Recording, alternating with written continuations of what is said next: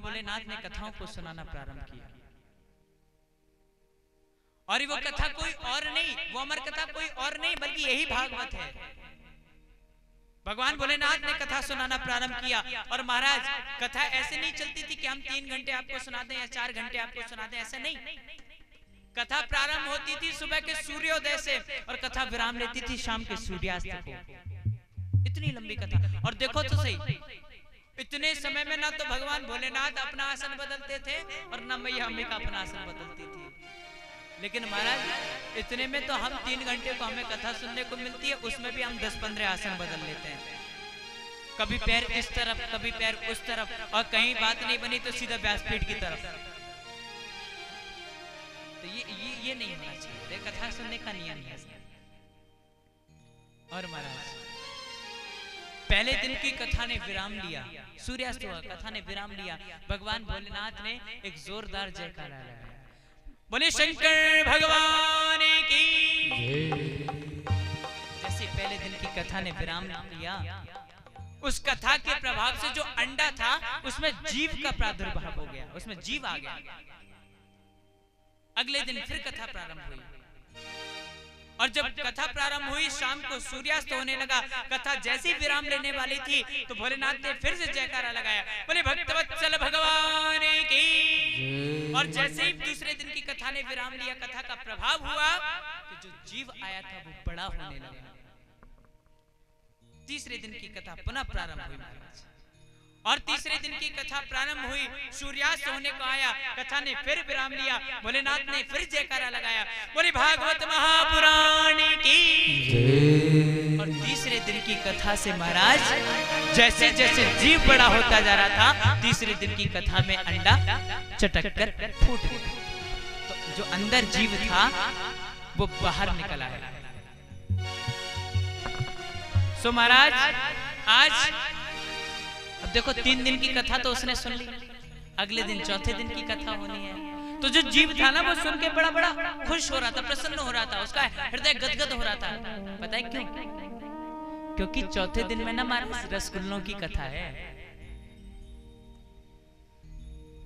आपको भी मिलेंगे लेकिन आपको लेके आने पड़ेंगे। चौथे दिन में रसगुल्लों की कथा है, लड्डुओं की कथा है। क्यों? क्योंकि चौथे दिन की कथा में तो हमारे गोविंद प्रकट होके आते हैं। हमारे ब्रज में उत्सव मनता है, हर्षोल्लास होता है, खूब लड्डू बढ़ते हैं, खूब माखन बढ़ता है, खूब मिश्री लुटाई जाती है। आज वो जीव बड़ा प्रसन्न हो रहा है, बहुत आनंद का अनुभव कर रहा है। और महाराज चौथे दिन की कथा ने प्रारंभ किया, शाम तक कथा चली, 5वें दिन की कथा हुई। अब देखो महाराज क्या है कि निद्रा देवी ने ना वरदान ले रखा है। अब निद्रा देवी कौन है? वो निद्रा देवी है कुंभकर्ण की पत्नी। जब भगवान राम ने कुंभकर्ण को मार दिया था, उद्धार कर दिया था, तो इनकी पत्नी है निद्रा। इन्होंने भगवान से कहा आपने मेरे पति को तो मार दिया, अब मैं किसके सहारे जीऊंगी, किसके सहारे अपना जीवन बिताऊंगी, कहां रहूंगी? क्योंकि लंका को हनुमान जला चुके थे, कुंभकर्ण को भी मार दिया। अब जिसकी छत्र छाया मिलनी थी उसकी छत्र छाया रही नहीं। निद्रा देवी ने कहा प्रभु अब मैं कहां रहूंगी? सो महाराज भगवान ने कहा था कि जहां जहां भी हमारी कथाएं होंगी, जहां जहां भी सत्संग होगा, पूजा होगी, भजन होगा, वहां वहां आपका प्रभाव बना रहेगा। इसीलिए निद्रा देवी अधिकांश कथाओं में आती है। अच्छा महाराज एक जगह कथा कर रहे थे हम, एक मैया बड़े नियम से आती थी कथा सुनने, समय से, और समय से सुनती भी थी।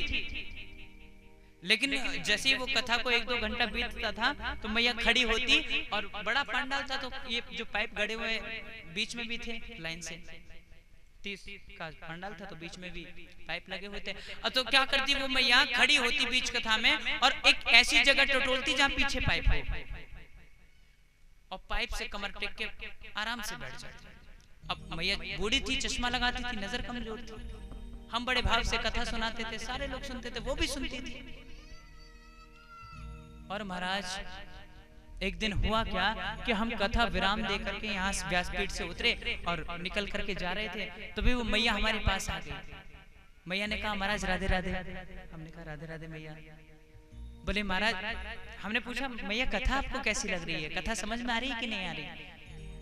तो हमसे बोलती है महाराज आप बड़ी प्यारी कथा सुनाते हो, बहुत मीठी कथा सुनाते हो। हमने पूछा मैया ऐसा क्यों? मैया ने कहा महाराज आपको सच बता रही हूँ, मैं अपने घर में जाकर के शाम को नींद की गोली खाती हूँ, मुझे नींद नहीं आती, लेकिन महाराज आप इतनी प्यारी कथा सुनाते हो कि आपकी कथा में बैठ करके मुझे कब नींद आ जाती है मुझे पता ही नहीं चलता।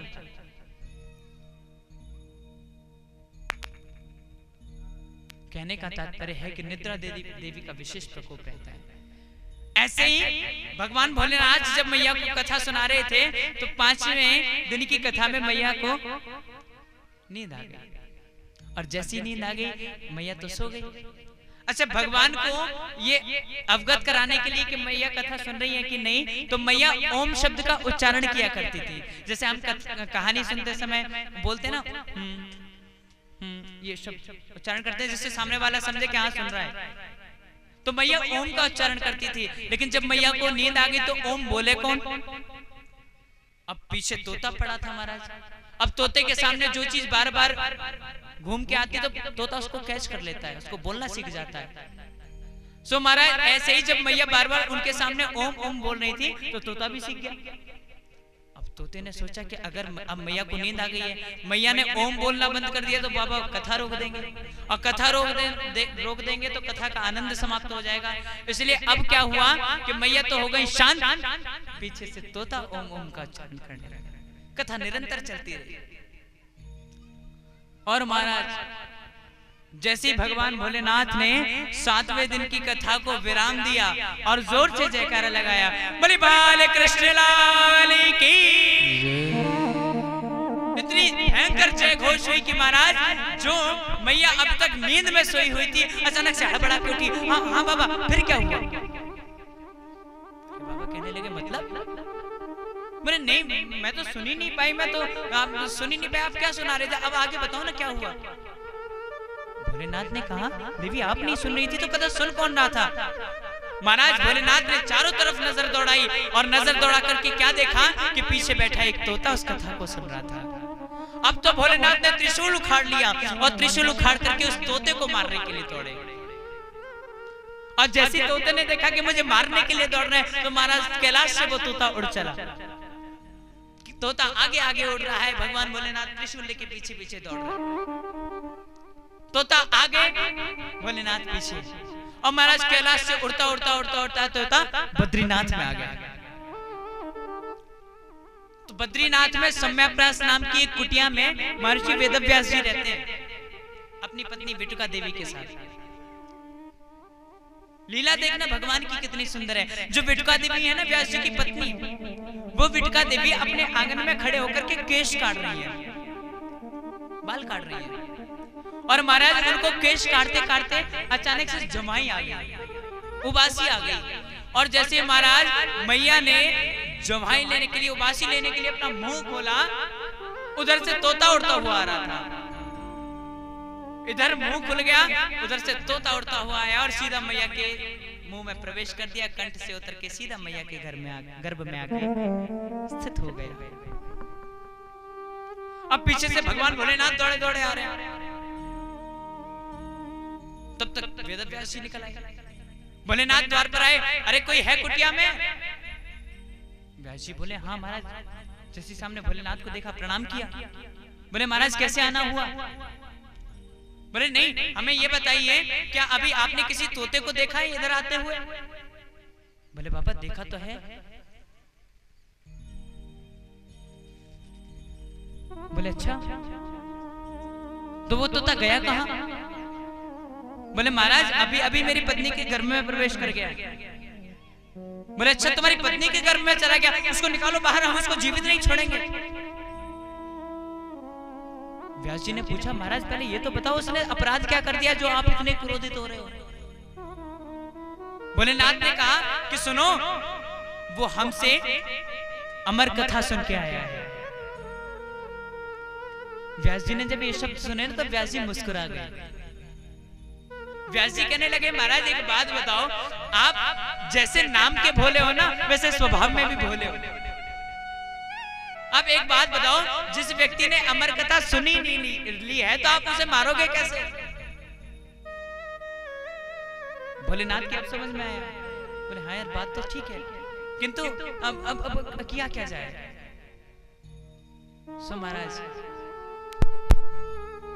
भगवान भोलेनाथ अब यहां से लौटे, और जब लौटे तब पीछे से व्यास जी महाराज भगवान भोलेनाथ की महिमाओं का गुणानुवाद करते हैं। हो भोले नाथ से निराला कोई और नहीं,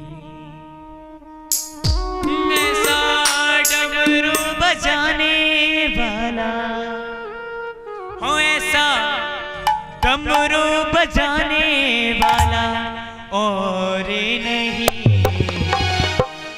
भोलेनाथ से निराला कोई और नहीं, भोलेनाथ से हो, ऐसा डमरू बजाने वाला, डमरू बजाने वाला, डमरू बजाने वाला और नहीं, भोलेनाथ से निराला कोई और नहीं, भोलेनाथ से निराला कोई और नहीं। अच्छा एक बात बताओ, आप में से कितने लोग जो भोले बाबा को मानते हो? एक नहीं दोनों हाथ उठाओ, अब मीठी मीठी तालियां बजाओ। हरि बोल।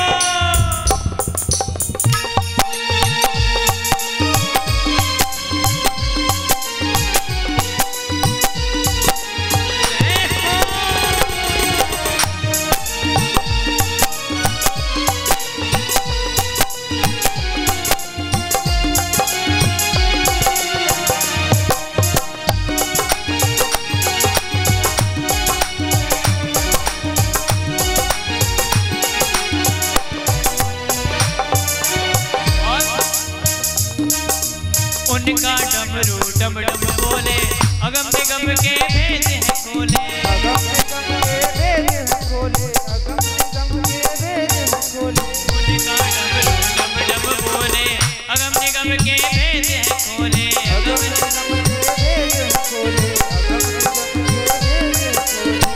हो ऐसा भक्तों का रखवाला, भक्तों का रखवाला, भक्तों का रखवाला, भक्तों का रखवाला और नहीं, भोलेनाथ से निराला कोई और नहीं, भोलेनाथ से निराला कोई और नहीं।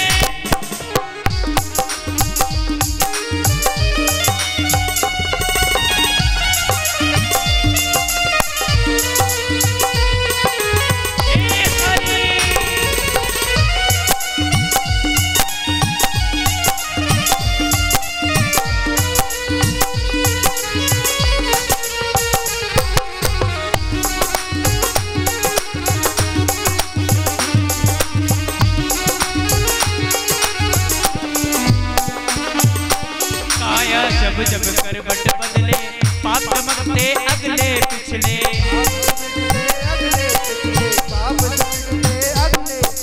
काया जब जब करवट बदले पाप चमकते अगले पिछले, पाप चमकते अगले पिछले, पाप चमकते अगले पिछले। वो ऐसा ज्योति जगाने वाला, ज्योति जगाने वाला, ज्योति जगाने वाला, ज्योति जगाने वाला और नहीं, भोलेनाथ से निराला कोई और नहीं, भोलेनाथ से निराला कोई और नहीं।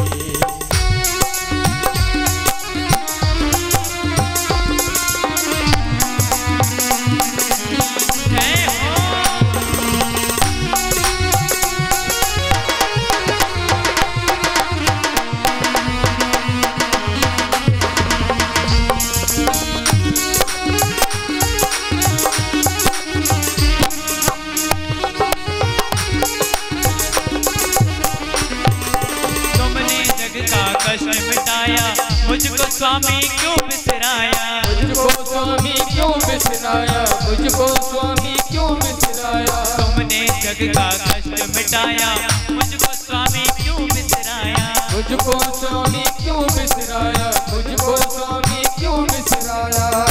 अब तो मुझको बचाने वाला, मुझको बचाने वाला, मुझको बचाने वाला, मुझको बचाने वाला और नहीं, भोलेनाथ से निराला कोई और नहीं।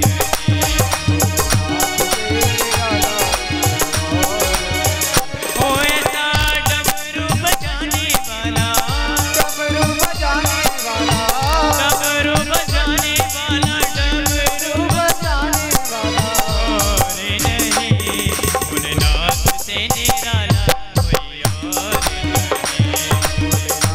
से निराला कोई और नहीं। शंभुनाथ से निराला कोई और नहीं, से निराला कोई और नहीं। भोलेनाथ से निराला कोई और नहीं, भोलेनाथ से निराला कोई और नहीं। शंभुनाथ से निराला कोई और नहीं। भोलेनाथ से निराला बोले शंकर भगवान की, नमः पार्वती पतये, हर हर हर महादेव। सो महाराज, जैसे भगवान भोलेनाथ नाम के भोले, वैसे स्वभाव के भी भोले।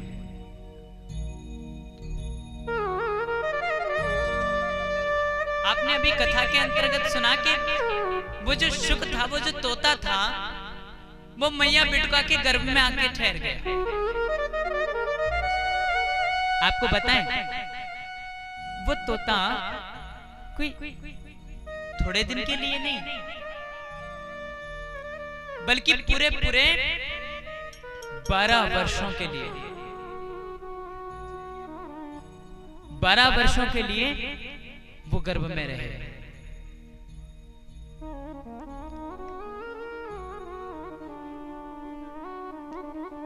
अरे हर सांस पे आप राधा कृष्ण श्याम भजते रहिए, क्योंकि इस बात की कोई गारंटी नहीं है कि जो सांस आपके पास से छूट के चली गई है वो वापस आपके पास तक आएगी कि नहीं। किसी के पास कोई गारंटी नहीं, ना हमारे पास है, ना आपके पास है, ना संसार में किसी और के पास है। अन्य चीजों की आप गारंटी कर सकते हो, नहीं साहब ये मकान मेरा है, कागज दिखाऊं, ये प्लॉट मेरा है, कागज दिखाऊं, सांस की गारंटी है, कागज दिखाऊं, कोई गारंटी नहीं है साहब, कोई गारंटी नहीं है। आप अपने जीवन में जब भी, याद रखें ये कथा का विषय नहीं, आपके पूरे जीवन का विषय है। आप अन्य जगह कभी भी कहीं भी कोई भी कार्य कर रहे हैं, आवश्यक नहीं कि आप फालतू की बातें ही करके कार्य करोगे, क्या आवश्यकता है। अगर हमारे बड़े बुजुर्ग, हमारे भाई अगर कहीं बाहर जाकर के परिश्रम करते हैं, वहां जाकर के भी अगर वो अपने मन ही मन में राधा राधा राधा राधा कृष्ण कृष्ण कृष्ण राम राम राम यदि कहते रहेंगे ना, तो जीवन कल्याणकारी हो जाएगा। ठीक उसी प्रकार से मैयाएं अपने घर में यहाँ झाड़ू करती हैं, पोछा करती हैं, बर्तन मांजती हैं अथवा भोजन बनाती हैं, यदि कोई भी कार्य करती हैं, तब भी आप भगवान का नाम ले सकते हैं।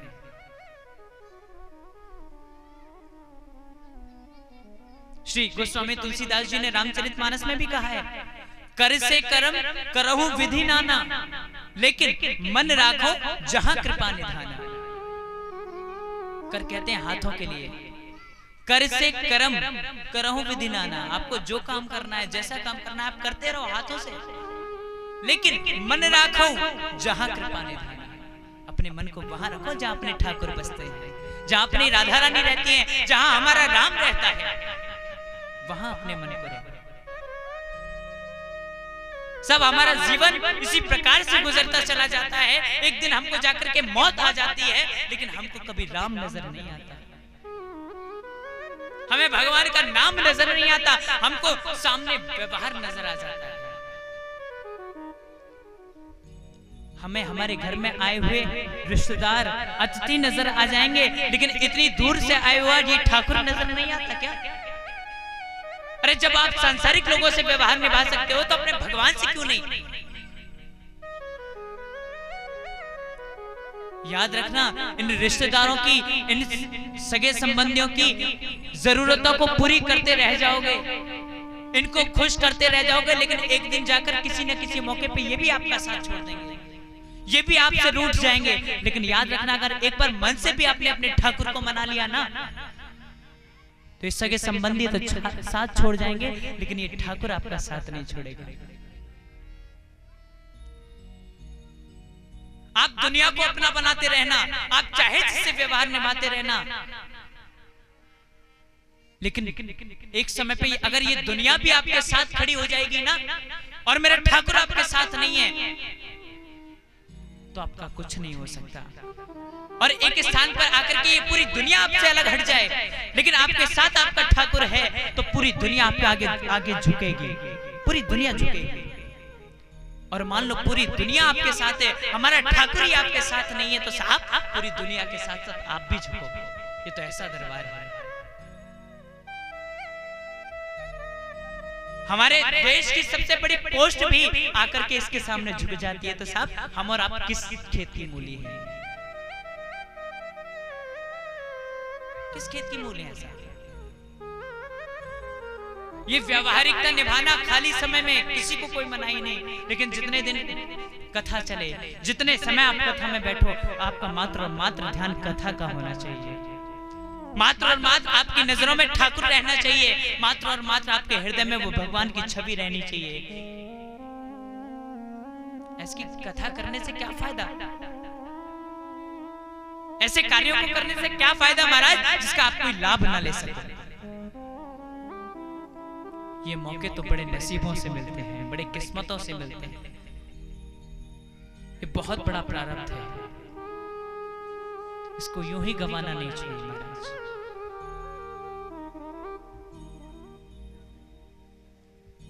पूरे 12 वर्षों तक सुखदेव जी महाराज रहे थे मैया के गर्भ में, और 12 वर्षों के बाद मैया को आभास होने लगा कि मेरे गर्भ में से मंत्रोच्चारण हो रहा है, मेरे गर्भ में कुछ उथल पुथल हो रही है। तो एक दिन मैया ने वेदव्यास जी से कहा, सुनो, मुझे ऐसा लगता है कि मेरे गर्भ में मंत्र कोई बोल रहा है, मुझे लगता है कि मेरे गर्भ में कोई धार्मिक प्रवृत्ति का बालक है। व्यास जी ने मैया के गर्भ पर अपने मुखारविंद को ले जाकर के कहा, रे बेटा अब तो बाहर आ जाओ, आपको 12 वर्ष हो गए, 12 साल हो गई हैं, अब तो आप बाहर आ जाओ। तो अंदर से आवाज आती है, नहीं पिताजी मैं बाहर नहीं आऊंगा। व्यास जी ने पूछा, बेटा क्यों नहीं आओगे? तो अंदर से बोला कि नहीं, मैं बाहर इसलिए नहीं आऊंगा क्योंकि बाहर आते ही मुझे भगवान की माया घेर लेगी, इसलिए बाहर नहीं आऊंगा।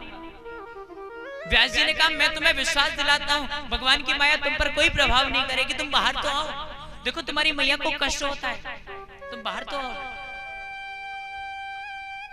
तो अंदर से आवाज आती है कि पिताजी अगर यही बात मायापति विष्णु स्वयं आके कहे ना, तब मैं बाहर आऊंगा। और देखो महाराज, भक्ति की भक्ति कितनी श्रेष्ठ है। यहाँ इन्होंने प्रस्तावना रखी कि अगर मायापति विष्णु आकर के कहेंगे तब बाहर आऊंगा, तो आज उस भक्त की अड़िगता पर, उस भक्त के सामर्थ्य पर भगवान विष्णु को वैकुंठ से नीचे आना पड़ा और आकर के सुखदेव से कहना पड़ा, बेटा बाहर आ जाओ, मेरी माया तुम पर कोई असर नहीं करेगी। तब सुखदेव जी बाहर। ऐसा अनोखा संत है महाराज सुखदेव। और जन्म लेते ही महाराज, जन्म लेते ही अपनी नाल छेदन संस्कार भी नहीं कराया, नाल भी नहीं कटवाई, अपनी नाल को कंधे पर डाल दिया और डाल करके सीधा वन में चल दिया। पीछे से पिता वेदव्यास जी पुत्र पुत्र कह के बुला रहे हैं, बेटा रुक जाओ, कहां जा रहे, सुनो तो सही। कुछ नहीं सुन रहे, एक जंगल में प्रवेश करते चले जा रहे हैं, पीछे से व्यास जी पुत्र पुत्र कह रहे हैं। और जैसे जंगल में प्रवेश हुआ महाराज, तो व्यास जी ने पुत्र उच्चारण किया, तो जो पुत्र उन्होंने कहा है वही न जाने कितनी दिशाओं से उनको वापस पुत्र शब्द सुनाई देने लगे। जैसे व्यास जी ने पीछे से कहा, बेटा पुत्र रुको तो सही, तभी उनको आवाज लौट करके आती है, अरे बेटा पुत्र रुको तो सही। मानो वो वृक्ष, वो जंगल के वृक्ष व्यास जी से कहना चाहते हो, महाराज आप कहां खोए हुए हो? अरे न जाने कितनी बार आप इनके बेटे बन गए हो और न जाने कितनी बार ये आपके बेटे बन गए हैं। आज उस महर्षि वेदव्यास जी पर भी कोई सामर्थ्य नहीं रही सुखदेव जी को वापस लाने के लिए, नहीं लाया गया। सो महाराज आज श्री व्यास जी महाराज निराश होकर के अपने आश्रम में आ गए। श्री सुखदेव भगवान चले गए हैं जंगलों में तपस्या के लिए, समाधि के लिए, भगवान के भजन के लिए। ऐसा अद्भुत संत है महाराज सुखदेव।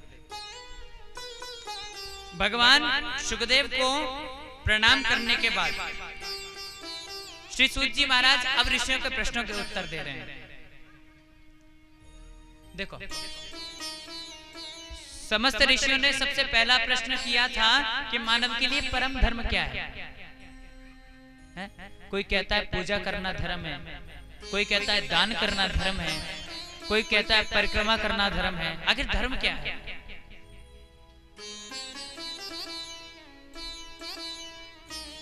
श्री सूत जी कहते हैं, महाराज मनुष्य के लिए वही परम धर्म है कि जो अपने इष्ट और अपने माता पिता के चरणों में जो निष्ठात्मक प्रीति रखता है, जो अपने भगवान से और अपने माता पिता से सबसे अधिक प्रेम करता है, वो सबसे ज्यादा धर्म करता है। और इन्हीं शब्दों को गोस्वामी तुलसीदास जी ने रामचरितमानस में वर्णित किया है। उन्होंने कहा है, परहित सरसित धर्म नहीं भाई। हमारे द्वारा अगर किसी का भला हो, उससे बढ़कर कोई धर्म नहीं है। परहित सरसित धर्म नहीं भाई। हमारे द्वारा किसी उदासीन चेहरे पर यदि मुस्कान आ जाती है, वो सबसे बड़ा धर्म होता है। हमारे कारण से यदि कोई व्यक्ति निराश है, रो रहा है, अगर हमारी वजह से उसके आंखों के आंसू सूख जाते हैं या उनको हम पहुंच देते हैं, उसके होठों पे जरा सी मुस्कुराहट आ जाती है, ये सबसे बड़ा धर्म है। और यही बात हमारे शास्त्रों में कहा है, असत्यात् परा अधर्मो। असत्य से बढ़कर के कोई धर्म नहीं, अधर्म नहीं, और सत्य से बढ़कर कोई धर्म नहीं। अपने जीवन में से ज्यादा हमको सत्य को धारण करना चाहिए, ज्यादा से ज्यादा हमको सच बोलना चाहिए। लेकिन होता क्या है, हम अधिक से अधिक झूठ बोलते हैं। अगर मान लीजिए कोई व्यक्ति अभी यहाँ कचौरे पर है, अगर उसको आप फोन करोगे ना, भैया कहाँ हो? बोले बस भैया मैं गांव के बाहर आ गया, यही हूँ, बस अभी आया 2 मिनट में।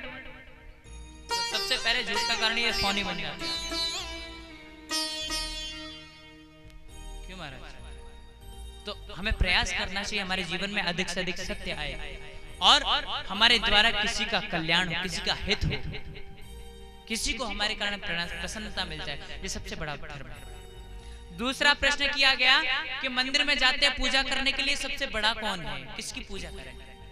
कोई कहता है शंकर की पूजा करो, कोई कहता है मैया की पूजा करो,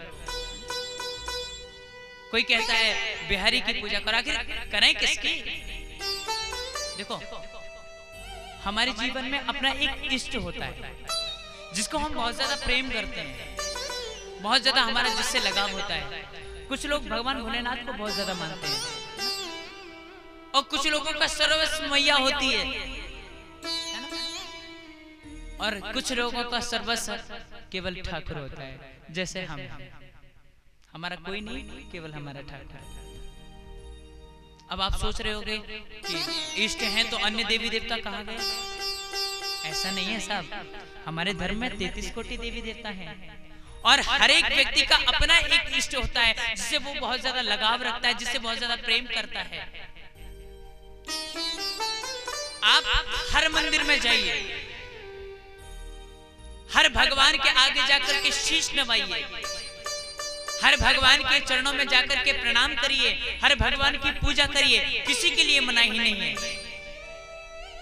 लेकिन नियम है तो सिर्फ एक, क्या वो नियम यही है कि आप जिस किसी भी इष्ट को मानते हैं, जैसे हम अपने ठाकुर को मानते हैं, आपको करना क्या है, आप जाकर के किसी भी भगवान की पूजा करो, किसी की भगवान के चरणों में प्रणाम करो, लेकिन उससे मांगने की बारी आए तो सिर्फ एक ही मांगना कि हे भगवान, हे भोलेनाथ, हे मैया, मैं आपसे सिर्फ इतना मांगता हूँ अथवा मांगती हूँ कि मेरी प्रीति अपने ठाकुर के चरणों में और ज्यादा बढ़ जाए, मैं अपने बिहारी को और ज्यादा मानूं, मेरे द्वारा और ज्यादा लोगों को प्रसन्नता हो, मेरे द्वारा और ज्यादा लोगों के दुख नष्ट हो जाएं।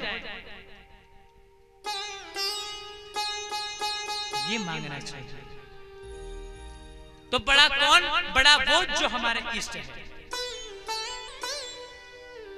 और महाराज इससे अगला जो प्रश्न है वो है कि भगवान का नाम है अजन्मा। जब वो जन्म नहीं लेता तो वो जन्म लेके देवकी और वसुदेव का लाला कृष्ण कैसे बन गया, कौशल्या दशरथ का लाला राम कैसे बन गया? देखो, सबसे पहली बात ये है कि भगवान कभी भी जन्म नहीं लेते। भगवान का कभी जन्म नहीं होता, अभी तो भगवान का अवतार होता है। भगवान अवतार लेके आते हैं और प्रमुख रूप से महाराज भगवान के, वैसे तो भगवान के अनंत रूप हैं, हरि अनंत, हरि कथा अनंत, है ना, अनंत स्वरूप है, लेकिन मुख्यतः शास्त्रों में जो वर्णित हैं वो भगवान के 24 अवतार माने गए हैं। और आप तो बहुत बड़े सौभाग्यशाली हो साहब, जहां भगवान का दूसरा अवतार हुआ था आप उसी क्षेत्र में रह रहे हो। वरा भगवान, जहां भगवान ने शूकर का रूप धारण किया, उनके पावन क्षेत्र में आप रह रहे हैं। और देखो, हमारा बहुत बड़ा सौभाग्य है कि हमारे भैया जी के माध्यम से आज सुबह ही हमें वरा भगवान के दर्शन हो गए। हम पर भी ठाकुर की विशेष कृपा। जो भगवान के 24 अवतार हैं, सबसे पहला भगवान का सनत कुमारों का अवतार है। सनक, सनंदन, सनातन, सनत कुमार, ये चारों भाई भगवान का पहला अवतार। दूसरा भगवान का वराह अवतार। और महाराज तीसरा है भगवान का संत नारद का अवतार। नारद जी भगवान का अवतार है। और महाराज चौथा नर और नारायण भगवान। पांचवा अवतार भगवान का कपिल देव का है। छठवां अवतार दत्तात्रेय जी महाराज का है। सातवें अवतार में भगवान ने यज्ञ रूप धारण किया। आठवें में श्री ऋषभ देव जी का रूप देकर के भगवान हम सभी को दर्शन देने के लिए आए। नवे रूप में भगवान पृथु बने। 10वें में मत्स्य अवतार भगवान ने लिया। और 11वें में कच्छप अवतार, धनवंतरी अवतार 12वें, और 13वें में श्री नृसिंह अवतार, और 14वें मोहिनी अवतार भगवान ने लिया। 15वें नंबर पर भगवान ने वामन अवतार लिया। 16वें अवतार में भगवान ने परशुराम का रूप धारण किया। और 17वें अवतार में महर्षि वेदव्यास जी जो हैं, ये भगवान का अवतार बन के आए। 18वें स्वरूप में भगवान जो हमारे मर्यादा पुरुषोत्तम हैं, जो हमारे प्रजापालक हैं, जिनको हम कहते हैं मर्यादा पुरुषोत्तम भगवान श्री राम, ये भगवान का अवतार बन के आए। इसके बाद में श्री बलराम जी शेष अवतार लेकर के 19वें स्वरूप में। उसके बाद में 20वां अवतार हमारे श्री कन्हैया जी का हुआ, अपने ठाकुर जी। और उसके बाद में 21वां अवतार हरि अवतार हुआ। 22वां अवतार हंस अवतार हुआ। 23वां अवतार बुद्ध अवतार हुआ। और 24वां अवतार अभी होना बाकी है, जो कि संबल जिले में इस कलयुग में ही होगा। वो कौन है? वो है कल की अवतार। पर कल की भगवान की। इस प्रकार से भगवान ने 24 अवतार लिए। ये मुख्य रूप से भगवान के 24 अवतार हैं। वैसे तो आजकल भगवान हर जगह, हर शाम, हर घंटे, प्रतिक्षण कहीं ना कहीं किसी न किसी रूप में प्रकट होते जा रहे हैं। जहां देखो वहां नहीं भगवान तैयार।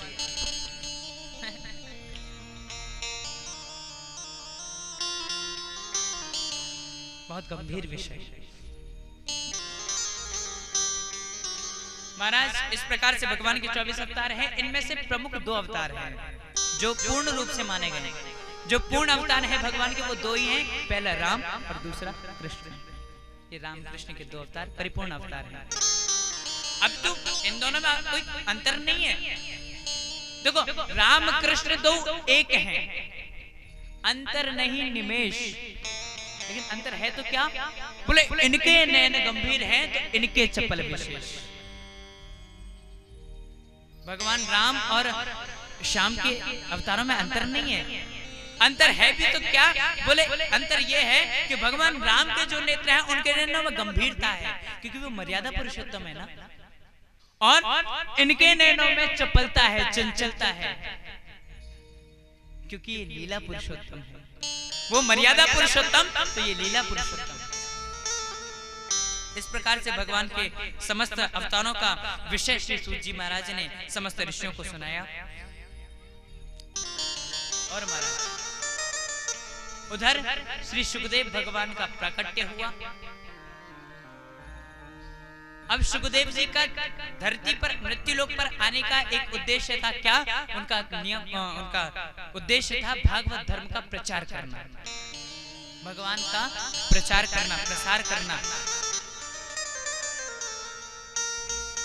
लेकिन सुखदेव जी महाराज इस धरती पर आते ही तपस्या करने के लिए चले गए। लेकिन एक दिन की बात है महाराज के जो व्यास जी है ना, महर्षि वेदव्यास, वो अपनी कुटिया में बड़े उदास होकर के बैठे हैं। तभी नारद जी वहां से निकलते हुए जा रहे थे। जब नारद जी निकलते हुए जा रहे थे तो आज व्यास जी को उतरा हुआ चेहरे के साथ देख लिया। व्यास जी से पूछा क्या बात है महाराज, बड़े उदास लग रहे हो? तो व्यास जी ने नारद जी से कहा महाराज मैंने एक वेद के 4 वेद कर दिए। पहले एक ही वेद था, लेकिन व्यास जी ने उनका खंडन करके 4 वेद बना दिए। वो है ऋग्वेद, यजुर्वेद, सामवेद और अथर्ववेद। 4 वेद कर दिए। लेकिन महाराज मुझको फिर भी शांति नहीं मिली। अब मैंने उन 4 वेदों का खंडन करके 17 रूपों में बदल दिया। 17 पुराण हो गए। लेकिन महाराज मुझे शांति फिर भी नहीं मिली। फिर मैंने 6 और नए ग्रंथ तैयार किए, उन्हीं का खंडन कर करके, जिन्हें कहते हैं शास्त्र। तो मैंने 6 शास्त्र और तैयार किए। मुझे तब भी शांति नहीं मिली महाराज। और महाराज जब मुझे उनकी भी शांति नहीं मिली, तब मैंने उन्हीं का खंडन कर करके 108 उपनिषद भी तैयार कर दिए। मुझे फिर भी शांति नहीं मिली।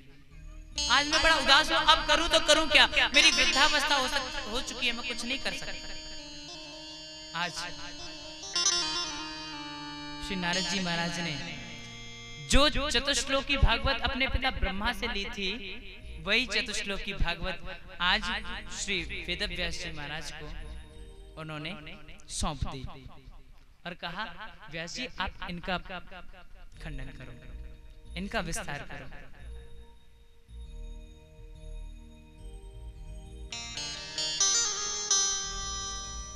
श्री महर्षि वेदव्यास जी उन्हीं 4 श्लोकों का खंडन करते करते करते करते करते 12 स्कंधों की एक भागवत महापुराण को तैयार करके लाए। और तैयार करने के पश्चात आज उनके हृदय को संतुष्टि हुई। अब देखो सोच रहे मन में कि मैंने भागवत बना तो दी, इसको सौंपू किसको? इसका अधिकारी कौन है? सोचने लगे कि ऐसा कौन व्यक्ति है जो इस भागवत को स्वीकार कर सके। तो देखो महाराज हमारे जीवन में बड़े सौभाग्य से कभी कोई समय आता है जब अपने द्वारा हम भगवान का भजन कर लेते हैं या पूजन कर लेते हैं। कभी कोई आता है और उसका भी कई बार हम दुरुपयोग कर लेते हैं। और जब हमसे दुरुपयोग हो जाता है तब अंत समय जब हमारी मृत्यु हो जाती है, तब जब हमारे पास कुछ नहीं बचता, तब हमारे मन में विचार ये आता है कि काश हम अपने जीवन में भगवान का भजन कर लेते तो आज हमें ये दिन देखना ना पड़ता। हम सोचते बड़ा लंबा है, सोचते बहुत दूर तक का है कि 1 साल बाद हमें ये करना है, 2 साल बाद हमें वो करना है, सोचते बड़ा लंबा है, लेकिन पता नहीं होता कि हम 1 घंटे बाद भी जीवित रह पाएंगे या नहीं।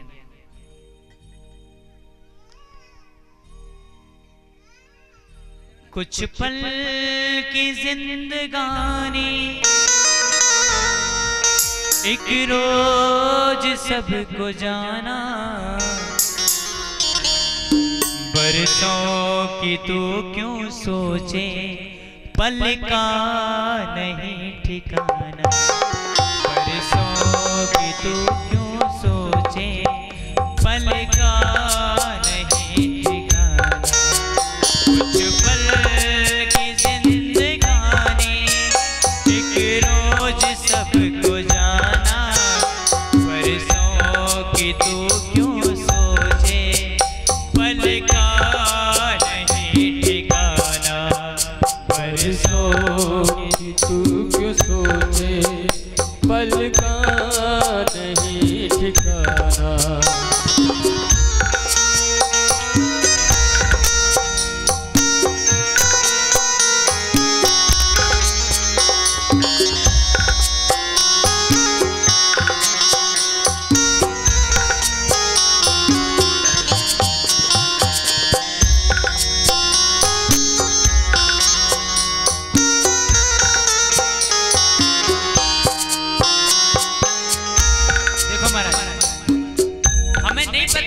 हमारी एक धड़कन धड़कने के बाद दोबारा धड़के या नहीं, हमें नहीं पता कि हमारी एक सांस लेने के बाद दूसरी सांस ले पाएंगे या नहीं, लेकिन सोचते हैं सालों बाद तक। इसीलिए कहा आएगी वो घड़ी तो जब कुछ न पास होगा, कर्मों का तेरे सारे एक एक हिसाब होगा। आएगी वो घड़ी तो कुछ भी न पास होगा, कर्मों का तेरे सारे एक एक हिसाब होगा।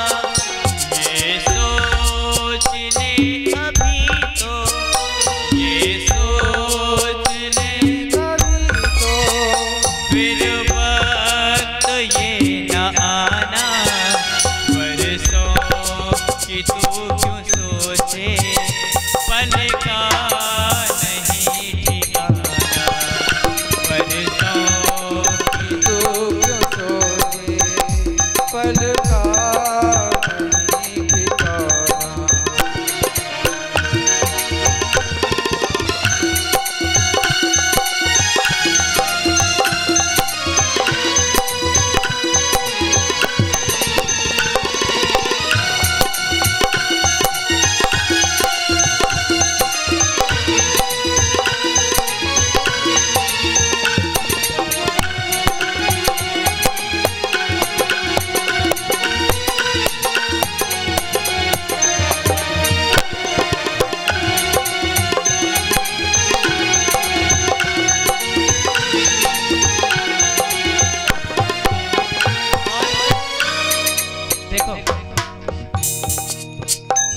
इस शरीर को बहुत मल मल के धोते हैं, बहुत अच्छे से लाते हैं कि भैया कोई गंदगी ना रह जाए, लेकिन आपने शरीर को जिंदगी भर धोया, कभी अपने मन को धोया? मल मल के तूने अपने तन को जो है निखारा, चित्रों की खुशबुओं से महके शरीर सारा। मल मल के तूने अपने तन को जो है निखारा, चित्रों की खुशबुओं से महके शरीर सारा।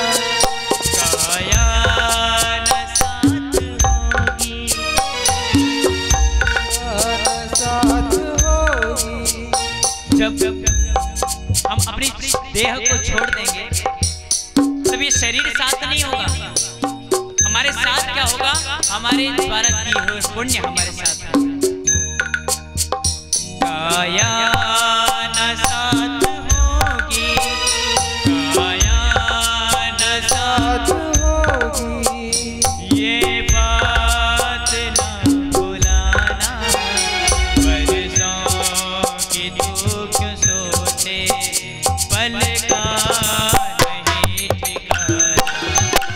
बरसों की तू क्यों सोचे, पल का नहीं ठिकाना। कुछ पल की जिंदगानी, एक रोज सबको जाना। बरसों की तू क्यों सोचे, पल का नहीं ठिकाना। बरसों की तू क्यों सोचे, पल का नहीं ठिकाना। बरसों की तू क्यों सोचे, पल का नहीं ठिकाना। बरसों की तू क्यों सोचे, पल का नहीं ठिकाना। बरसों की तू क्यों सोचे, पल का नहीं ठिकाना। क्यों? क्योंकि एक छोटी सी इबादत एक बड़ा सिला देगी। ये एक छोटी सी इबादत बड़ा सिला देगी, गुलाब के जैसे तेरा चेहरा खिला देगी। ये एक छोटी सी इबादत बड़ा सिला देगी, गुलाब के जैसे तेरा चेहरा खिला देगी। मत छोड़ना मेरे सांवरे के चरणों को, मत छोड़ना मेरे सांवरे के चरणों को। एक यही है जो तुम्हें मेरे शाम से मिला, एक यही भक्ति है, एक यही चरण है, एक इसी का गुणगान है जो तुम्हें एक दिन बिहारी तक ले जाएगा, एक दिन तुम्हें सांवरे तक ले जाएगा। अपने जीवन में अपना विश्वास अड़िग रहना चाहिए, अपना विश्वास पक्का रहना चाहिए।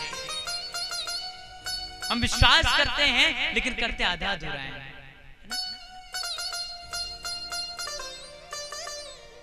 देखो याद रखना, संत को संत क्यों कहा जाता है? संत को संत क्यों कहते जानते हैं? क्योंकि जो संत होता है ना महाराज, वो संत संतुलन में रहता है और हम लोगों का बैलेंस बिगड़ा हुआ होता है। हम कभी एक जगह ठहरते नहीं।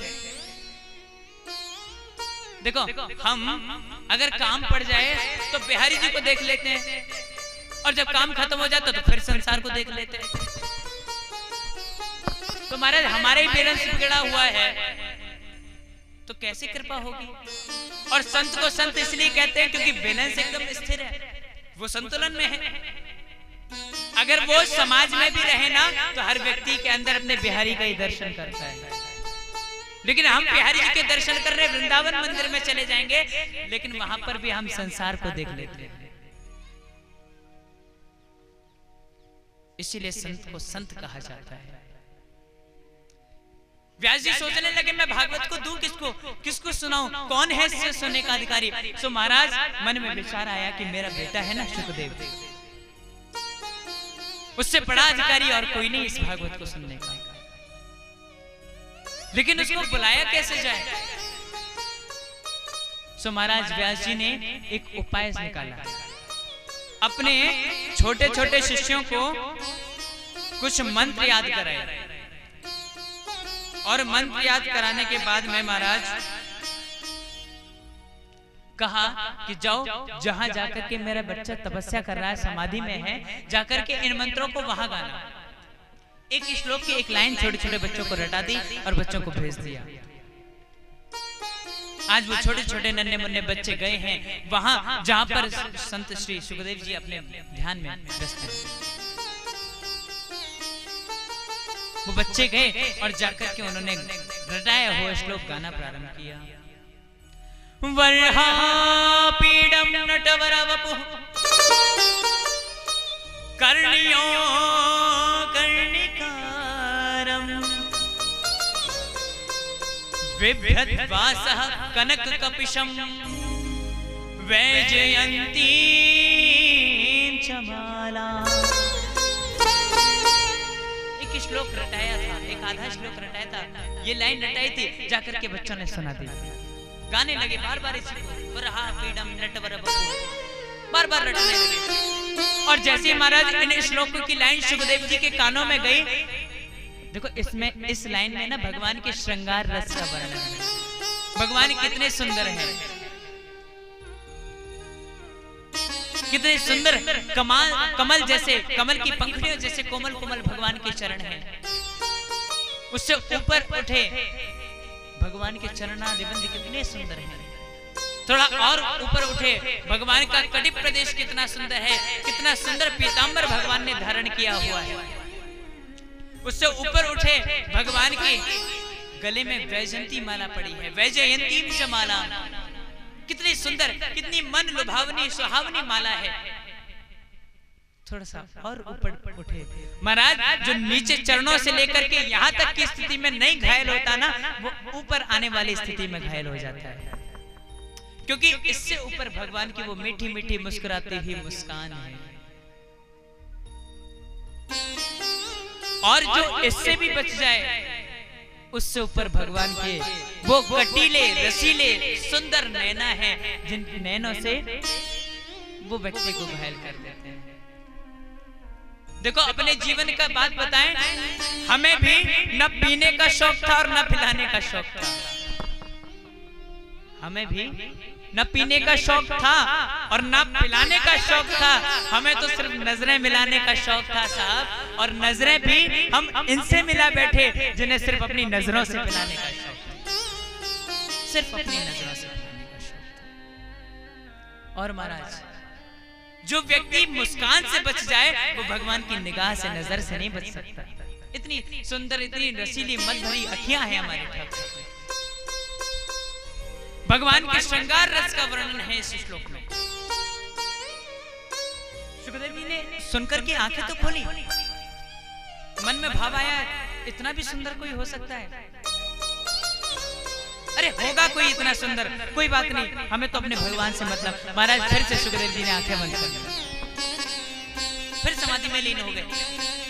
वो छोटे छोटे बच्चे फिर व्यास जी के पास आए, महाराज आपकी तो की हुई मेहनत सब बेकार हो गई। बोले क्यों? बोले गुरुजी हमने आपके द्वारा रटाया वो श्लोक जाके सुनाया, वो आंख भी खोल के बैठे, लेकिन न जाने क्या सोचा कि फिर आंख बंद करके बैठ गए। आपकी दवाई तो निष्फल हो गई। बोले अच्छा। अब व्यास जी ने दूसरा श्लोक रटाया और आज उस श्लोकों को रट करके बच्चे गए हैं जहां सुखदेव विराजमान हैं, वहां जाकर के श्लोक का गान करने लगे।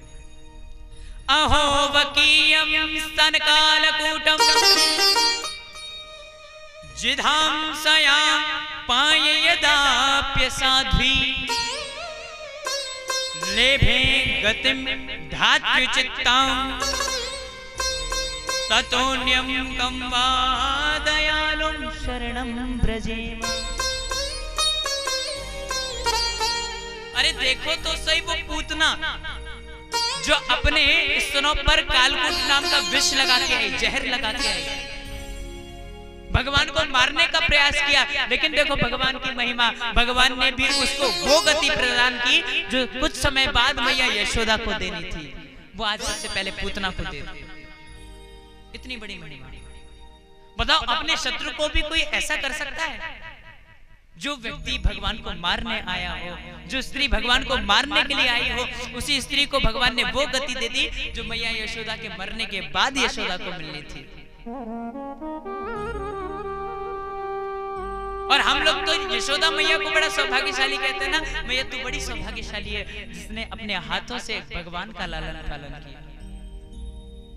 तू बड़ी सौभाग्यशाली है कि जो परब्रह्म परमात्मा सारी सृष्टि को चलाता है, सारी सृष्टि को बनाता है, सारी सृष्टि का पालन करता है, तो उसी को एक छोटी सी डंडी से आगे आगे भगा रही है। कितना बड़ा भाग्य है मैया का। इतने भाग्य के बावजूद भी मैया को वो गति नहीं मिल पाई जो मारने आई हुई पूतना को मिल गई। सुखदेव जी सोचने लगे ऐसा करुणावान, स्वरूपवान तो मैं सोचता था चलो कोई होगा, लेकिन ऐसा करुणावान कोई नहीं हो सकता। महाराज आंखें खोली और आंखें खोल करके बच्चों से कहने लगे बेटा कुछ और सुनाओ ना, और श्लोक सुनाओ। बच्चों ने कहा सुनो महाराज आप और सुनना चाहते हो ना तो जाओ अपने पिताजी के पास, उनके पास ऐसे 18,000 श्लोक हैं, आप जाओ वहां सुनो।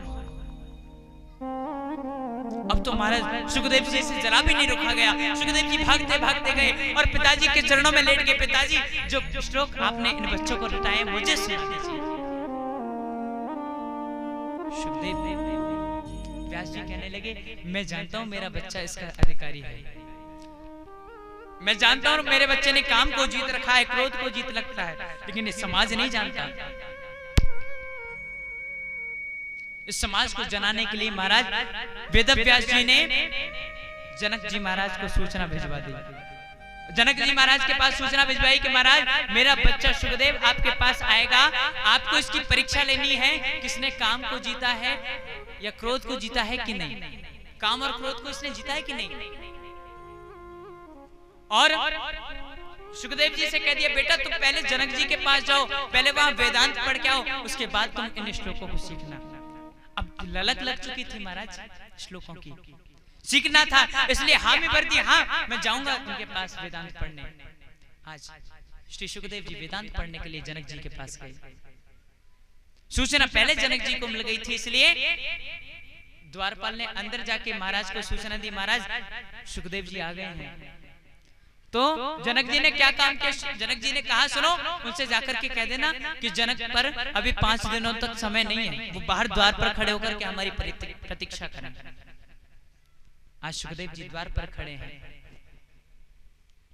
धूप में, वर्षा में, ताप में, अंधेरी रात में भी सुखदेव जी एक ही स्थान पर खड़े रहे। 5 दिन बाद जनक जी महाराज ने ये जानने के लिए कि कहीं इन्होंने क्रोध को जीता है कि नहीं जीता, इस बात को जानने के लिए एक दूत के द्वारा सूचना लेनी चाहिए कि जाओ देख करके आओ कि सुखदेव के मुख पर कोई विकृति नजर आ रही है, कि सुखदेव के मुख पर कोई क्रोध नजर आ रहा है। द्वारपाल गया, जाकर के वापस आया और आकर के बताने लगा महाराज हमने तो उनका मुख जैसे 5 दिन पहले देखा था ना वैसे ही अभी तक है, बिल्कुल शांत स्वभाव है। अब जनक जी महाराज दरबार में से भागे और जाकर के स्वयं पुष्पों की वर्षा करते हुए अंदर महलों में लेके आए और एक दरबार पर आकर के सुखदेव जी को छोड़ करके जनक जी चले गए। वहां कोई नहीं, केवल सुखदेव जी। सुखदेव जनक जी के जाने के पश्चात उसी स्थान पर अन्य सुंदरियां आने लगी, सुंदर सुंदर स्त्रियां आने लगी और समस्त स्त्रियां मिलकर के श्री सुखदेव जी को सेवा करने लगी। कोई स्त्री भगवान सुखदेव को पंखा झलती है, कोई जलपान करा रही है, कोई तांबूल खिला रही है, कोई नैवेद्य पवा रही है और एक ने महाराज जाकर के श्री सुखदेव जी महाराज का आलिंगन कर लिया। लेकिन महाराज पीछे से पर्दे के पीछे छिपे छिपे जनक जी सब कुछ देख रहे हैं। जनक जी ने देखा कि इतने के बावजूद भी जनक सुखदेव जी के मुखारबिंद पर जरा सी भी विकृति नहीं है, जरा से भी काम नहीं है। ये देख करके जनक जी महाराज परेशान हो गए, अपने ऊपर ग्लानि करने लगे। जनक जी महाराज दौड़ करके गए हैं, जाकर के सुखदेव जी के चरणों में साष्टांग प्रणाम किया। बोले महाराज मैं तो पहले से जानता था कि आप काम और क्रोध को जीते हुए हो, लेकिन इसकी परीक्षा लेने के लिए आपके पिताजी ने मुझसे कहा था। आज जनक जी महाराज ने यह घोषणा कर दी कि सुखदेव ने काम को भी जीता है और क्रोध को भी जीता है। अब ये परीक्षण होने के बाद में सारे लोगों को पता चल गया सुखदेव जी ने काम क्रोध को जीत रखा है। सुखदेव जी गए हैं और जाकर के अपने पिता से इस कथा को, इन 18,000 श्लोकों को ग्रहण किया। और महाराज ये वही 18,000 श्लोक हैं जब परीक्षित को शाप मिला था 7 दिनों में मरने का, तो इन्हीं 18,000 श्लोकों की व्याख्या इसी भागवत की कथा को सुखदेव जी ने परीक्षित को सुनाया था। ये वही भागवत है, ये वही श्लोक है। जितने संत नीचे बैठे कथा सुन रहे थे उन्होंने पूछा महाराज एक बात बताओ ये परीक्षित कौन है? बोले अच्छा ऋषियों जो व्यक्ति मरणासन हो उसको मात्र और मात्र भगवान के नाम का सहारा होता है। एक भगवान की कथा, भगवान की महिमा जितना प्रभावशाली होती है ना, उतना ही प्रभावशाली उस व्यक्ति का जीवन होता है, जिसका जीवन हमें हमारे गोविंद से जोड़ देता है। सूत जी कहने लगे, मैं परीक्षित की बात बताना आपको उचित नहीं समझता, लेकिन परीक्षित की कथा हमें हमारे गोविंद की कथा से जोड़ती है, इसलिए उसका जीवन मैं आपको अवश्य सुनाऊंगा। जरा याद करिए महाराज, वो महाभारत का कुरुक्षेत्र मैदान,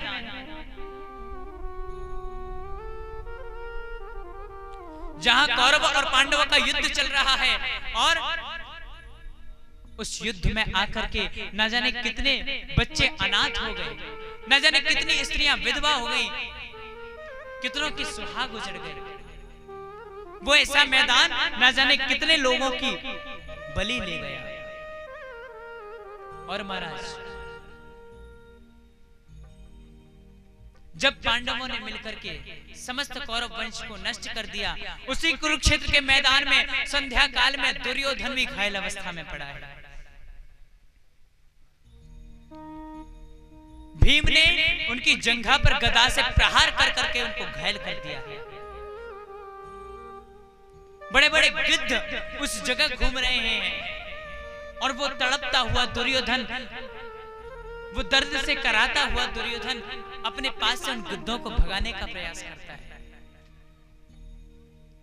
उसी समय महाराज, अंधेरे का समय है, दुर्योधन का परम मित्र गुरु द्रोणाचार्य का पुत्र अश्वत्थामा वहां से गुजर रहा था। वहां अपने मित्र को घायल अवस्था में देखा, तो देख करके कहने लगा, अरे मित्र, ये तुम्हारी दशा किसने करी? तुमको इतना घायल किसने कर दिया? ये इसकी इतनी मजाल किसकी हो गई? और जिसने भी तुम्हारे साथ ऐसा किया है ना, मैं उसको जीवित नहीं छोड़ूंगा, मुझे उसका नाम बताओ, सूर्योदय से पहले मैं वसन देता हूं तो मैं उनके शीश काट करके दिखा दूंगा। दुर्योधन कराता हुआ बोला, मित्र, ये कोई और नहीं, इतना सब कुछ करने वाले कोई और नहीं बल्कि वही 5 पांडव हैं, और कोई नहीं है।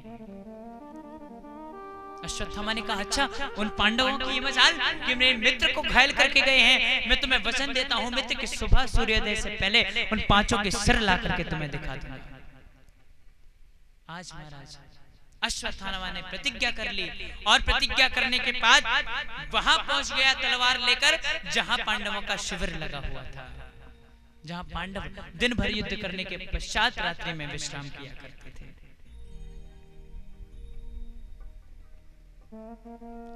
एक शिविर में 5 पांडव, मैया द्रौपदी और उनके 5 पुत्र सोए हुए हैं। सभी ने, 5 ने, पांडवों ने, उनके पुत्रों ने, द्रौपदी मैया ने श्वेत चादर ओढ़ रखी है, सफेद चादर ओढ़े हुए सब सो रहे हैं निश्चिंत अवस्था में। देखो महाराज, जिसने अपना जीवन अपने सरकार के भरोसे छोड़ दिया, उसको कभी जीवन में चिंता करने की आवश्यकता नहीं रहती। जिसने जीवन भर अपने प्रभु का चिंतन किया, वो कभी अपने जीवन की चिंता नहीं कर सकता। पांडवों ने भी अपने जीवन को भगवान के भरोसे कर दिया था, इसलिए कोई चिंता नहीं है, निश्चिंत रूप से सो रहे हैं। लेकिन याद रखना, जिसके भरोसे छोड़ा है ना, वो सो नहीं रहा। मेरे गोविंद शिविर के बाहर हाथ में छड़ी लेकर के पहरा लगा रहे हैं, आधी रात को पहरा दे रहे हैं। देखो, भगवान घट घट के जानने वाले हैं, भगवान सबके ज्ञाता है, सब जानते हैं, अंतर्यामी है वो। भगवान को पता चल गया कुछ अनिष्ट है, भगवान को पता चल गया अश्वत्थामा आ गया है, इसलिए महाराज भगवान ने अंदर शिविर में प्रवेश किया, द्रौपदी को जगाया, 5 पांडवों को जगा लिया और जगा करके दूसरे शिविर में ले जाके सुला दिया। लेकिन उस शिविर में 5 पांडवों के पुत्र पड़े रह गए, वो सोते रह गए। अश्वत्थामा आया है, आकर के सभी पुत्रों ने श्वेत चादर ओढ़ रखी है। उस अश्वत्थामा ने क्या काम किया, उसके हाथ में तलवार है महाराज, और उसी तलवार से पांचों पुत्रों के सर को धड़ से अलग कर दिया, केश पकड़ के लटका लिया हाथों में और ले चला सीधा जहां दुर्योधन तड़प रहा है। चांद की चांदनी छाई हुई है महाराज, मत्थम प्रकाश हो रहा है, मीठा मीठा प्रकाश है, और उस थोड़े थोड़े जगमगाते हुए प्रकाश में जाकर के दुर्योधन से कहने लगा, मित्र जिससे तुम इतने दिनों से युद्ध कर रहे थे, तुम हरा नहीं पा रहे थे, देखो कुछ ही समय में मैं उनका सिर काट करके ले आया। अभी अश्वत्थामा ने सर नहीं देखे, किसके?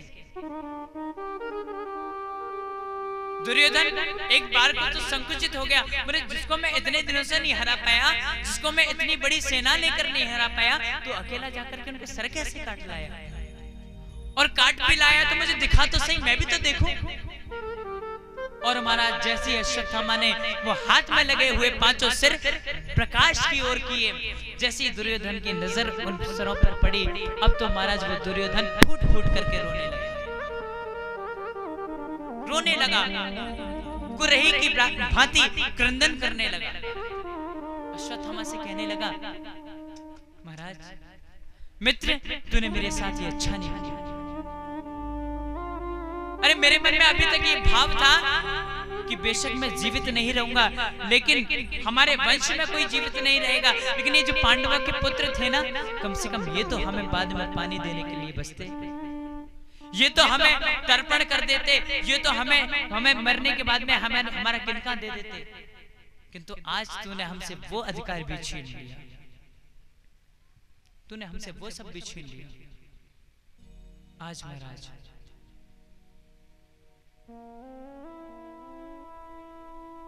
दुर्योधन रोने लगा, क्रंदन करने लगा, और महाराज इतना रोया, एक तो चोट की दर्द और दूसरा ये अंदर हृदय का दर्द, दोनों दर्द इतने बढ़ गए कि इसी दर्द के मध्य में दुर्योधन के प्राण निकल गए। अब महाराज सुबह हुई, पांचों पांडव जग करके जैसे ही शिविर में आए तो वहां देखा कि पांचों पांडवों के पुत्रों में से किसी का भी कोई सर नहीं, सब खूनों से लथपथ हुए पड़े हैं। द्रौपदी महारानी आई, चीखने लगी, चिल्लाने लगी, रोने लगी।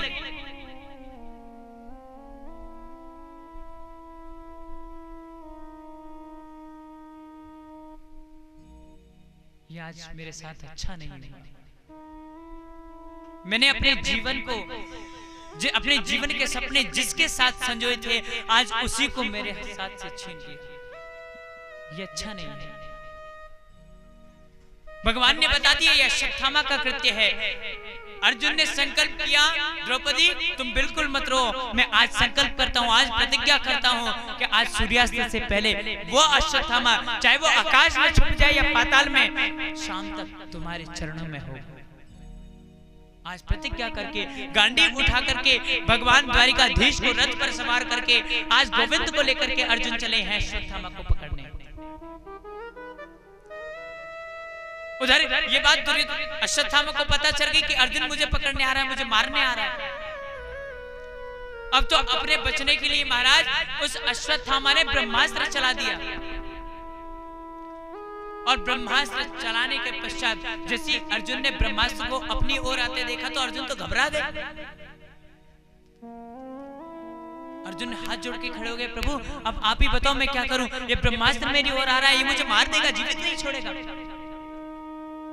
कन्हैया कहने लगे, अर्जुन घबराते क्यों हो, अरे डरते क्यों हो, कभी कभी कांटे को कांटा निकालता है, और आपने देखा होगा कि लोहे को लोहा ही काटता है। भगवान कहने लगे, सुनो इसने ब्रह्मास्त्र छोड़ा है ना, तुम भी ब्रह्मास्त्र चला दो। और महाराज अर्जुन ने भी ब्रह्मास्त्र चला दिया, आकाश में ब्रह्मास्त्र उड़ता जा रहा है, उधर से अश्वत्थामा का ब्रह्मास्त्र आ रहा है, आपस में आकर के टकराए और टकराकर शांत होकर के धरती पर गिर गए। जैसे ही धरती पर ब्रह्मास्त्र गिरे हैं, अर्जुन रथ से उतर के दौड़ते हुए भागे हैं, अश्वत्थामा के केशों को पकड़ा खींचने के लिए आए, रथ बांध लिया और बांध करके सीधे द्रौपदी मैया के सामने ले जाकर के अर्जुन को पटक दिया। अर्जुन को ले जाकर अर्जुन ने अश्वत्थामा को ले जाकर के पटक दिया। अब तो स्थानीय लोगों की भीड़ लग गई। पांचों पांडव, मैया द्रौपदी, सब लोग उपस्थित हैं। मैया रोती जा रही है। सभी स्थानीय लोग उस अश्वत्थामा को शाप दे रहे हैं, इसने अच्छा नहीं किया। सो महाराज, आज अर्जुन ने पूछा, बताओ द्रौपदी, तुम बताओ मैं इसको कैसे मारूं?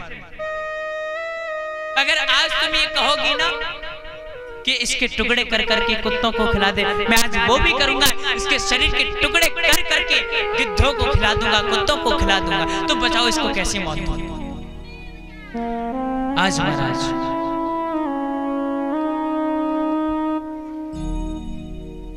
अर्जुन कहने लगे, हमारी राजनीति के अनुसार तो नियम यह है कि जो व्यक्ति जितनी बार जिसको मारता है, जितनी मृत्यु करता है, जितने अपराध करता है, उसको उतनी बार दंड मिलना चाहिए। इसने हमारे 5 बच्चों को मारा है, तो नीति के अनुसार ये 5 बार मारना चाहिए, लेकिन ऐसा संभव नहीं है। इसलिए तुम बताओ कैसे मारे? देखो, ये जो द्रौपदी है ना, ये द्रौपदी करुणा की स्वरूपा है, दया की स्वरूपा है। द्रौपदी मैया ने कहने लगी, नहीं प्रभु, नहीं स्वामी, आप इसको मारो मत, आप इसको मारो मत, इसको छोड़ दो। जिसके सामने 5-5 पुत्रों की लाशें पड़ी हैं, जिनके सामने उनके बच्चों के शरीर खून से लथपथ हुए पड़े हैं, वो एक माँ अपने बच्चों के अपराधियों से कह रही है, अपराधी के लिए कह रही है कि इसको मारो मत, इसको छोड़ दो। कितनी करुणा है द्रौपदी के अंदर। अर्जुन कहने लगे, द्रौपदी तुम कहती हो मैं इसे छोड़ दूं? ये संभव नहीं, मैं इसको छोड़ूंगा नहीं। द्रौपदी मैया कहने लगी, स्वामी, पहली बात तो ये कि ब्राह्मण है, ब्राह्मण को मारा नहीं जाता।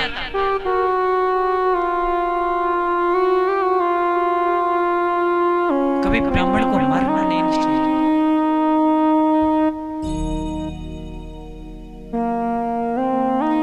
गोस्वामी तुलसीदास जी ने रामचरितमानस में कहा है, पूजिए विप्र सकल गुणहीना। ऐसे ब्राह्मण को भी पूजना चाहिए जिसमें कोई गुण नहीं है ब्राह्मणत्व के। पूजिए विप्र सकल गुणहीना, शूद्र न गुण गण वेद प्रवीणा।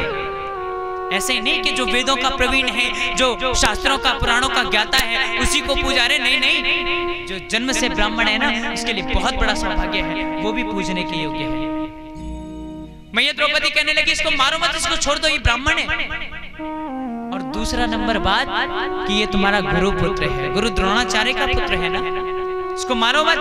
अरे जरा देखो, आज जैसे मैं अपने इन 5 बच्चों के लिए रो रही हूँ, जैसे बिलख रही हूँ, क्या इनकी मैया गौतमी इसके लिए नहीं बिलखेगी?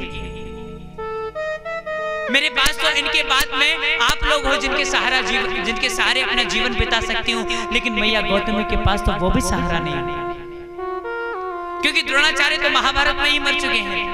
पुत्र एक था जो आज तुम मारने के लिए उससे तत्पर हुआ। मारो मत, इसको छोड़ दो। आज अर्जुन जी सोचने लगे क्या करें। युधिष्ठिर के पास गए, युधिष्ठिर से पूछने लगे, भैया आप बताओ इसको कैसे मारूं? युधिष्ठिर जी कहने लगे, सुनो, जैसा शास्त्र कहता हो, जैसा धर्म कहता हो, ऐसा दंड दो इसको। अर्जुन सीधा अब युधिष्ठिर से छोड़कर भीम पर पहुंचे। भीम से जाकर के कहा, भैया आप बताओ इसको कैसी मौत दें? भीमसेन कहने लगा, अर्जुन मेरी बात कान खोल करके सुन लेना, अगर तुमने आज इसको जीवित छोड़ दिया तो मैं इसको जिंदा नहीं छोड़ूंगा, मैं इसको मार दूंगा। पीछे नकुल सहदेव भी खड़े थे, उन्होंने भी हामी कर दी, हाँ भैया मंजरे भैया ठीक कहते हैं, आज अगर आपने इसको छोड़ दिया तो हम इसको जिंदा नहीं छोड़ेंगे। अब तो अर्जुन जी घूम गए, चक्कर में आ गए, बोले अब करें तो करें क्या? द्रौपदी कहती है मारो मत, भीमसेन कहते हैं छोड़ो मत। और अब श्री अर्जुन जी अपने ठाकुर के चरणों में आकर बैठे। द्वारिकाधीश के चरणों में आके बैठ गया और कन्हैया से कहने लगे, कन्हैया अब तुम ही बताओ मैं क्या करूं। कन्हैया कहने लगे, सुनो, ऐसा शास्त्र कहते हैं,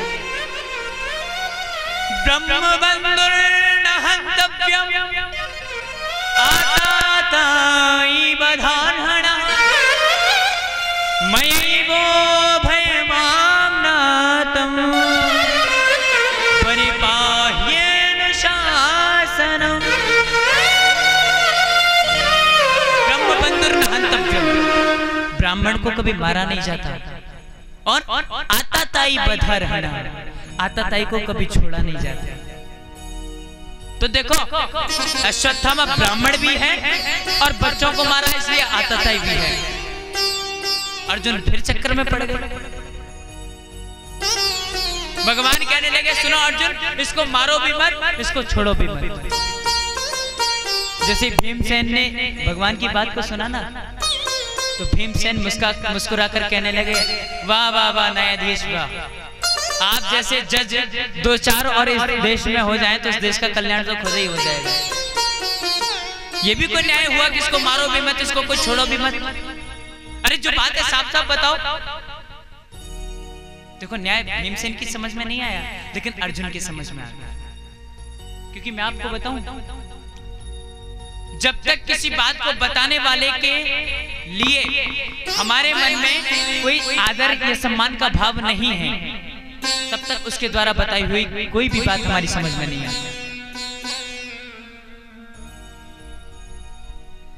अगर कोई व्यक्ति व्यासपीठ पर बैठ करके आपको कोई बात बताना चाह रहा है, समझाना चाह रहा है, बेशक वो आपके आयु में कम हो, आपसे आयु में कम हो, उम्र में कम हो, लेकिन अगर कोई सम्मान का भाव नहीं है ना, तो बात समझ में नहीं आएगी। युधिष्ठिर, भीमसेन कृष्ण को केवल लाला जानते हैं, लाला मानते हैं, लेकिन अर्जुन कृष्ण को गुरु मानते हैं, इसलिए अर्जुन को बात समझ में आ गई।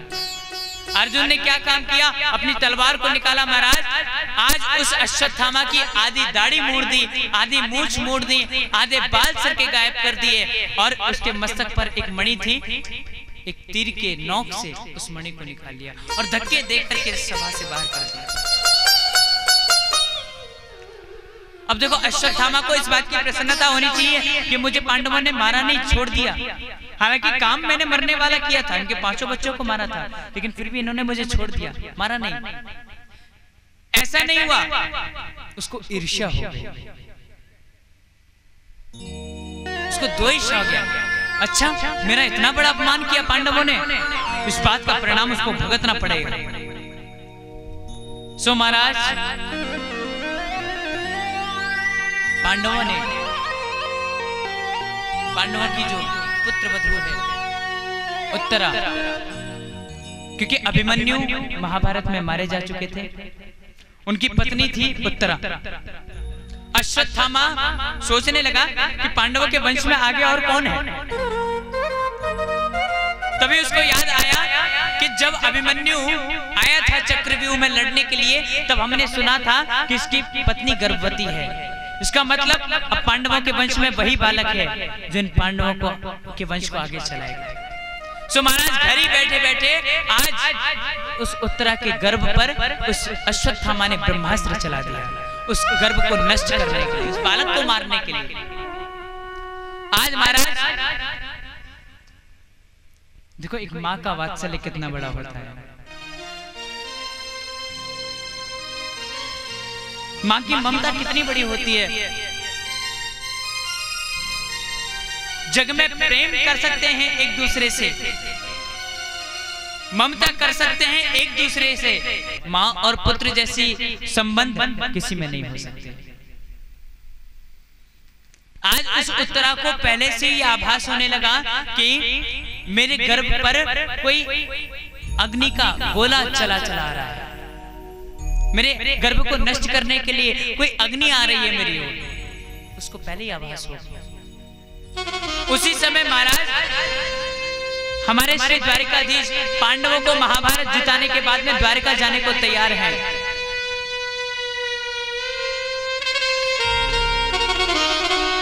सभी से अनुमति श्री द्वारकाधीश ने ले ली है। आज अपने रथ पर सवार होने लगे ठाकुर। जरा ध्यान देना, झांकी का दर्शन करना। भगवान का एक चरण रथ में रखा है और दूसरा चरण अभी भूमि पर है। पांडवों पर जब भी किसी प्रकार का कोई कष्ट आया तो आकर के मेरे गोविंद ने उनकी रक्षा करी। आज उत्तरा को लगा कि मेरे गर्भ पर संकट आने वाला है, तो महाराज अपने महलों से निकली है, दौड़ी है, उसको पता चल गया गोविंद जा रहे हैं। दौड़ती हुई गई, दौड़ती हुई चिल्लाती हुई जा रही है, अरे गोविंद रुको, अरे माधव रुको। भगवान का एक चरण तो रथ में रखा है लेकिन दूसरा चरण अभी भूमि पर है। दौड़ती हुई गई है उत्तरा और जाकर के चरणों में माथा टेक दिया, हाथ जोड़ करके कहने लगी मुच्यताम मुच्यताम ईशो पाहि पाहि महायोगिन देव देव जगतपते। हे गोविंद, हे प्राण वल्लभ, हे द्वारकाधीश, हमारी रक्षा करो। प्रार्थना करने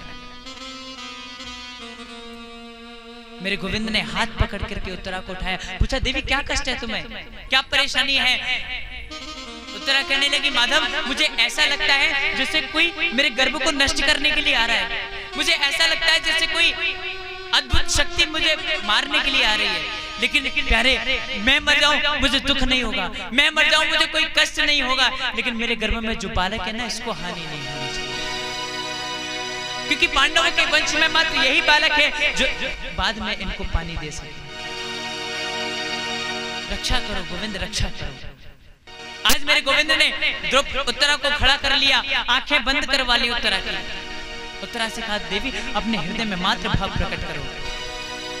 जैसे उत्तरा अपने हृदय में मात्र भाव लेकर के आई है महाराज, तो एक रूप से मेरे गोविंद बाहर खड़े हैं और दूसरे रूप से गोविंद ने सूक्ष्म रूप धारण किया, उत्तरा के गर्भ में चले गए, 4 हाथ धारण किए, चतुर्भुज रूप धारण कर लिया और महाराज अपनी गदा को इतनी जोर से घुमाया है, इतनी जोर से घुमाया है कि जो आकाश का गोला उस गर्भ को नष्ट करने के लिए आ रहा था, गदा का प्रहार पड़ते ही वो अग्नि का गोला उत्तरा के गर्भ की रक्षा। बोले द्वारकाधीश भगवान की जय। इतनी बड़ी करुणा, एक स्वरूप से तो बाहर खड़े हैं और दूसरे स्वरूप से जाकर के अंदर रक्षा की और बाहर निकल के आगे। और अब उत्तरा से पूछने लगे बेटी अब बताओ कैसा महसूस हो रहा है? उत्तरा ने कहा प्रभु मुझे बड़ा अच्छा महसूस हो रहा है। आज महाराज सभी लोगों से आज्ञा लेने के लिए श्री द्वारकाधीश तैयार हुए। आज मेरे गोविंद द्वारिका जा रहे हैं। सारे हस्तिनापुर के लोग बड़े उदास हैं। हर किसी हस्तिनापुर वासी के आंखों से अश्रु झलक रहे हैं। क्यों? क्योंकि जिसके बिना हमने एक पग चलना नहीं सीखा, हमने एक सांस लेना नहीं सीखा, आज वही प्राण वल्लभ हमारे गोविंद हमें छोड़ करके द्वारिका जा रहे हैं। बड़े उदास हैं समस्त हस्तिनापुर वासी।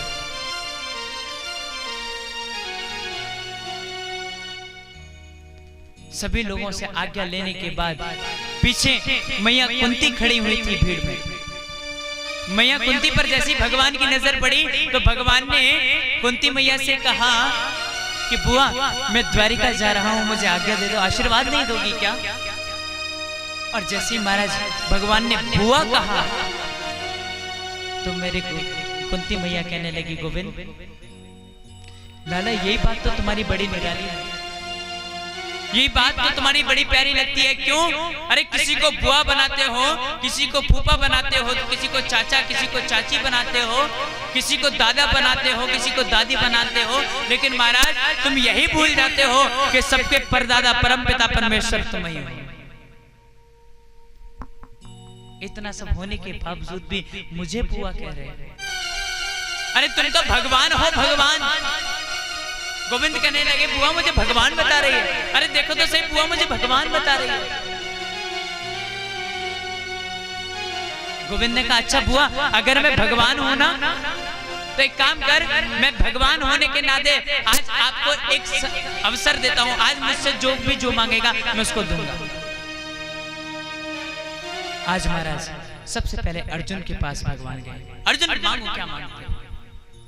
अर्जुन ने कहा, प्रभु आपने हमारे जीवन में सब कुछ हमें दिया, हर पग पर हमारी रक्षा की, बस आपसे आज मांगना चाहता हूं तो सिर्फ इतना ही मांगना चाहता हूं प्रभु कि मुझ में, मेरे हृदय में जो आपके गुरु का भाव है और आपके हृदय में जो मेरे लिए शिष्य का भाव है, कि गुरु और शिष्य का भाव हमेशा बना रहे, सदैव बना रहे, इसी के सिवा मुझे कुछ नहीं चाहिए। और महाराज अब भीमसेन के पास गए।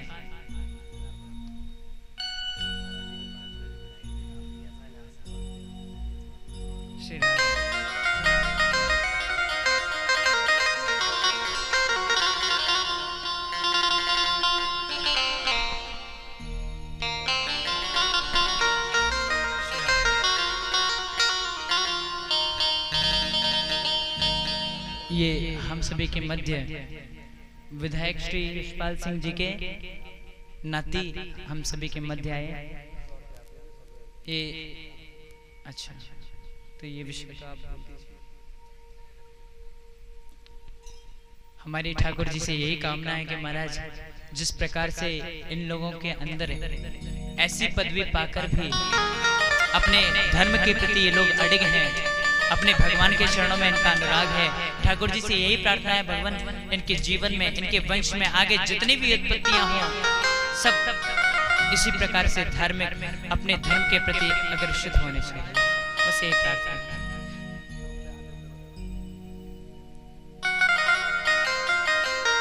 बोली श्री वृंदावन में हरिलाल की। आज महाराज भगवान युधिष्ठिर जी के पास चले गए। युधिष्ठिर जी से पूछा, भैया आप कुछ मुझसे मांग लो। आज महाराज युधिष्ठिर जी कहने लगे, लाला वैसे तो हमारे पास भगवान की कृपा से सब कुछ है, हर पल पर तूने भी हमारी रक्षा करी है, बस एक ही निवेदन है, हमारे आने वाली पीढ़ी को इसी प्रकार से हर संकट से, हर विपदा से बचाते हैं। नकुल ने भी कुछ मांगा, सहदेव ने भी कुछ मांगा, द्रौपदी ने भी कुछ मांगा, उत्तरा ने भी कुछ मांगा। सबने जब सब कुछ मांग लिया तब पीछे खड़ी कुंती मैया कुछ नहीं बोली, चुप खड़ी है। भगवान ने सोचा कि मैया बुआ ने कुछ नहीं मांगा, इसलिए आज मेरे गोविंद बुआ के पास गए और बुआ से कहने लगे, बुआ एक बात बता, कुछ मांगेगी कि नहीं मांगेगी? कुंती मैया कहने लगी, लाला मुझे तुझसे कुछ नहीं मांगना। क्यों? बुआ एक बात बता, तेरे जीवन में सदैव तेरे ऊपर कोई ना कोई संकट रहे, कोई ना कोई विपदा तेरे ऊपर बनी रही, और जब तेरे जीवन में सुख आया है, जब मैं खुद तुझसे मांगने के लिए कह रहा हूं, तब तू कहती है मुझे कुछ नहीं चाहिए। अरे आज जो तेरे मन में हो वो सब मांग ले, मैं आज सब कुछ दे दूंगा। तुझे सुख चाहिए, वैभव चाहिए, ऐश्वर्य चाहिए, जो चाहिए सो मांग। कुंती मैया कहने लगी, लाला तुम सुख की बात कर रहे हो? अरे सुख की बात करते हो तो मेरी सुन लो। कुंती मैया कहने लगी, सुख के माथे सिल परे जो हरि हृदय सो जाए, ऐसे सुख के माथे सिल परे जो हरि हृदय सो जाए, और बलिहारी बात दुख की जो पल पल नाम जपाए। याद रखना, जब भी व्यक्ति पर सुख आते हैं तो वो भगवान को भूल जाता है, लेकिन जब जब व्यक्ति पर कोई दुख आता है, संकट आता है, विपदा आती है, तभी उसको गोविंद याद आ जाते हैं, तभी भगवान याद आ जाते हैं। शास्त्र कहते हैं, विपदो नैव विपदः संपदो नैव संपदः, विपन्न नारायण विस्मृति संपन्न नारायण स्मृति। अरे वो विपत्ति विपत्ति नहीं होती साहब जो व्यक्ति के ऊपर आवे तब भगवान की याद आए। वो विपत्ति नहीं है और वो संपत्ति भी नहीं है जिसके लिए हम जीवन बर्बाद कर देते हैं। व्यक्ति की सबसे बड़ी विपत्ति तब होती है जब उसके जीवन से भगवान का नाम चला जाता है, जब भगवान का आश्रय उससे चला जाता है। और उसके पास सबसे बड़ी संपत्ति तब है जब उसके मुख पर, उसकी जिह्वा पर भगवान का नाम आता रहे। हनुमान जी से भी पूछा गया, हनुमान एक बात बताओ, तुम्हारे ऊपर सबसे बड़ा संकट कब आता है? तो हनुमान ने सिर्फ एक ही जवाब दिया, कहे हनुमंत विपत्ति प्रभु सोई, कहे हनुमंत विपत्ति प्रभु सोई, कहे हनुमंत विपत्ति प्रभु सोई, कहे हनुमंत विपत्ति प्रभु सोई, कहे हनुमंत विपत्ति प्रभु सोई, कहे हनुमंत विपत्ति प्रभु सोई, कहे हनुमंत विपत्ति प्रभु सोई, जब तब सुमिरन भजन न होई,